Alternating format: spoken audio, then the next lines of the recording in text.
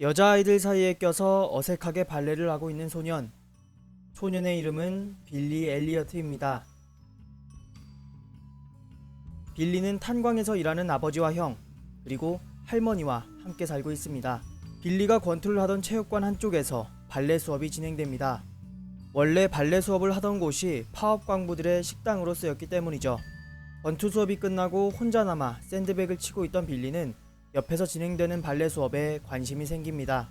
얼떨결에 발레 수업을 한번 들었고 나름 재미도 있는 것 같았지만 빌리는 발레에 대한 흥미를 애써 외면합니다. 발레는 여자들만 하는 거라고 생각했으니까요. 하지만 아버지가 시켜서 억지로 하던 권투와 달리 발레는 누가 시키지 않았는데도 하고 싶었습니다. 결국 빌리는 다시 발레 수업에 나가죠. 그리고 이 사실을 가장 친한 친구인 마이클에게만 알려줍니다. 버스 도서관에서 가져온 발레 책을 보며 혼자 연습하는 등 빌리는 점점 발레에 빠져듭니다. 자기가 정말 하고 싶은 것을 찾은 것이죠. 그렇게 발레를 배우던 중 체육관에 찾아온 아버지에게 발레를 하는 것을 들키고 맙니다. 빌리의 아버지는 빌리를 격하게 나무랍니다. 어떻게 남자아이가 발레 같은 것을 하냐며 말이죠.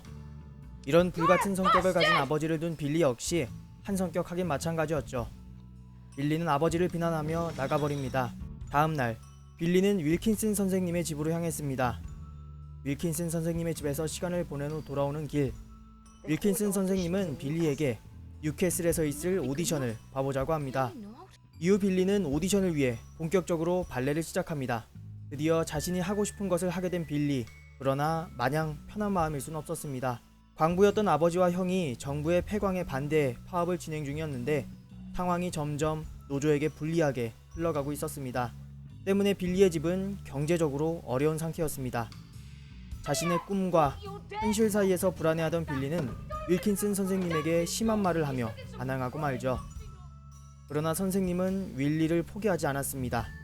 윌리도 그런 선생님을 믿고 따르게 되죠. 그리고 마침내 윌킨슨 선생님은 빌리의 아버지를 찾아갑니다. 아버지와 형은 극심하게 반대하죠. 이 부분의 장면이 상당히 인상적입니다. 골목과 화장실에서 춤을 추는 빌리의 모습. 배가 아픈 듯 잠시 배를 부여잡기도 하고요. 화장실 문을 부수고 담장에 올라가 미친 듯 춤을 춥니다. 그대로 춤을 추며 언덕을 올라가지만 마주한 것은 막다른 길. 빌리의 현재 상황을 상징적으로 보여주는 장면이죠. 아무리 열심히 춤을 춰도 결국 경제적으로 궁핍한 현실을 뛰어넘을 수는 없는 겁니다.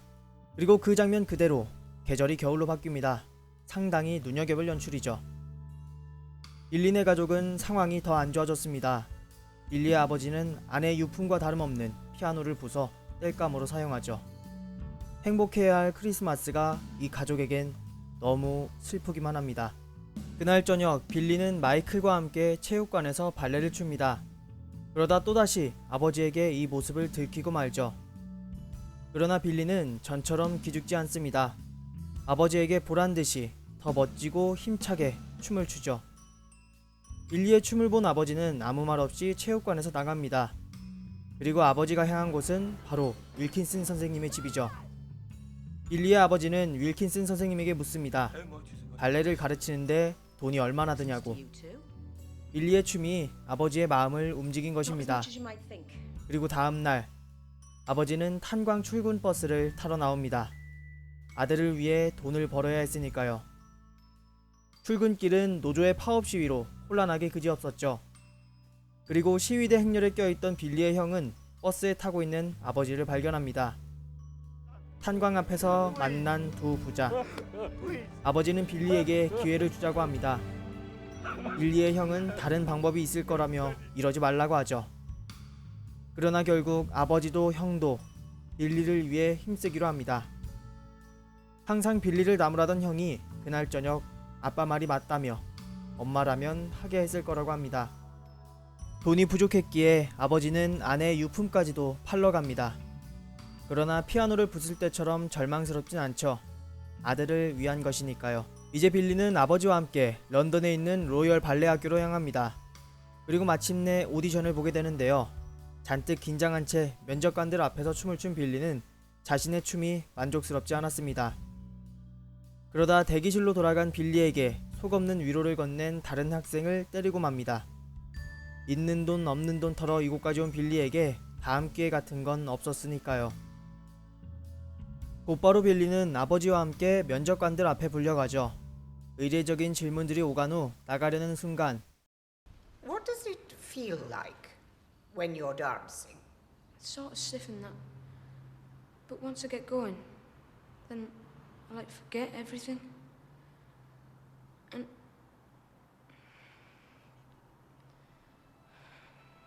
sort of disappear.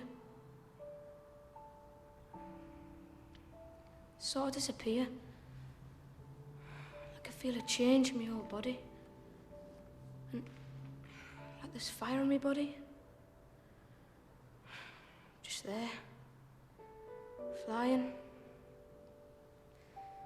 Like a bird.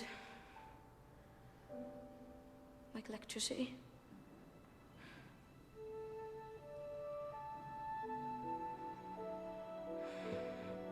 Yeah. Like electricity.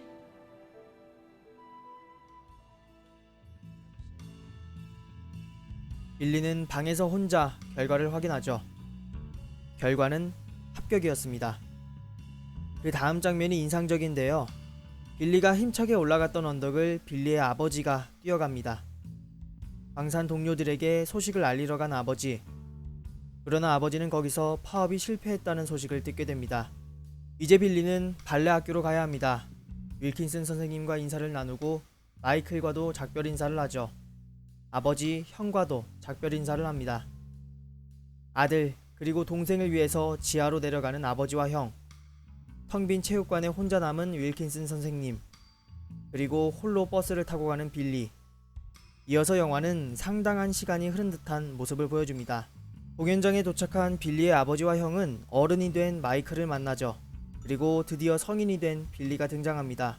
영화는 마침내 무대 위에서 날아오르는 빌리를 보여주며 끝이 나죠. 영화 빌리 엘리어트는 2001년에 개봉한 영화로 2017년에 재개봉을 하기도 했는데요. 얼핏 보면 평범한 가족영화 같지만 사실 상당히 사회적인 주제를 다루고 있습니다. 대처세대라는 말이 있는데요. 영화의 배경이 되는 영국의 1980년대는 철의 여인이라 불리는 대처 총리가 집권하고 있던 시기입니다. 당시 영국은 근로자들의 잦은 파업과 과도한 복지로 인한 재정 악화, 근로이익 저하 등 소위 영국병이라 불리는 고비용, 저효율 경제구조로 인해 상당한 위기에 처해 있었습니다. 대처 총리는 집권 후 이러한 위기를 타파하기 위해 대처주의를 내세웠는데요. 대처주의는 재정지출 삭감, 공기업 민영화, 규제 완화와 경쟁 촉진 등을 주요 골자로 한 대처 총리의 사회경제 정책을 총칭하는 말로 영국을 위기에서 구해냈다는 평가를 받았습니다. 그러나 심각한 부작용을 불러왔다는 비판 또한 만만치 않았습니다. 방금 전 말씀드린 대처 세대가 바로 그것입니다. 대처 총리 집권하에서 기초교육을 받은 10대들을 뜻하는 말로 이들에게선 정치에 대한 무관심, 흡연과 알코올 의존, 비합리적 경향 등이 두드러지게 나타납니다. 이것은 당시 대처주의가 불러온 고실업과 이로 인한 불확실한 미래, 그리고 급격히 증가한 부모의 이혼과 가족 해체 등의 원인이 있습니다. 빌리는 바로 이 대처 세대의 아이입니다. 빌리의 친구인 마이클의 동성애 성향 또한 이 영화가 사회적인 메시지를 보여주는 예이죠. 여장을 하고 빌리에게 호감을 표하는 마이클과 그런 마이클을 편견 없이 대하는 빌리의 모습은 감독이 관객들로 하여금 소수자에 대해 어떠한 자세를 가지면 좋겠는지 얘기하는 것만 같습니다. 감동적인 가족영화이면서도 한편으론 심오한 사회적 비판을 담은 영화 빌리 엘리어트, 꼭 한번 보시면 좋을 것 같습니다.